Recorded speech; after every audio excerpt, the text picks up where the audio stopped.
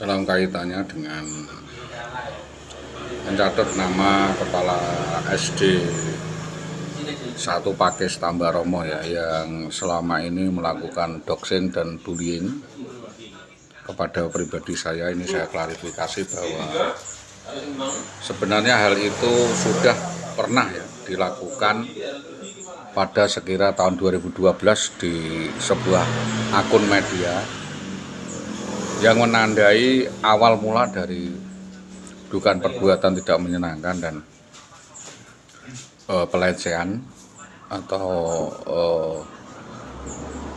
bullying ya, penindian atau grounding ya, bullying ya, yang disampaikan kepada saya secara pribadi baik melalui meme maupun melalui lagu ya, membuat sebuah meme dan lagu yang diarahkan kepada saya yang intinya adalah melecehkan pribadi saya. Itu sudah saya keluhkan, kita sudah sampaikan juga kepada BKPP, kita sampaikan kepada Polres, tapi belum menyentuh ke akar permasalahan sebagai laporan.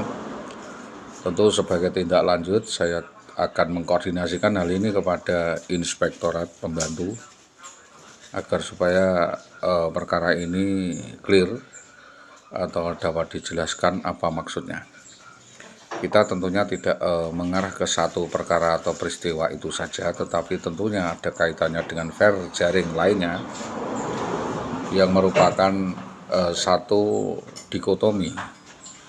Jadi ada paradoks yang sebenarnya hal itu tidak patut untuk kita gelar, karena memang saya secara pribadi, secara normatif saya menghormati jejak digital maupun forensik.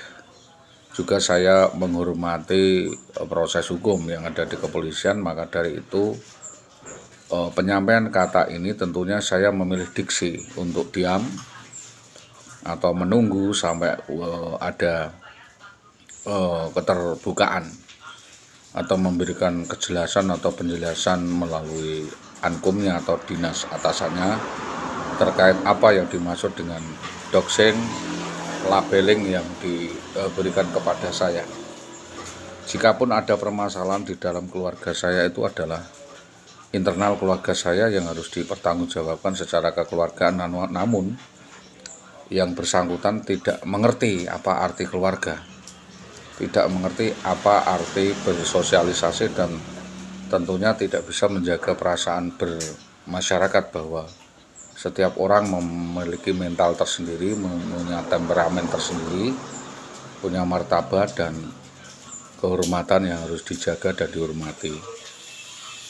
Sedangkan apa yang kami sampaikan di publik adalah dasar yang disampaikannya, yaitu dia sendiri sering mencolek ataupun menggandeng mantan istri saya dan berfoto selfie berdua di gunung, di mana-mana. Tentunya hal itu saya grounding atau ground checks.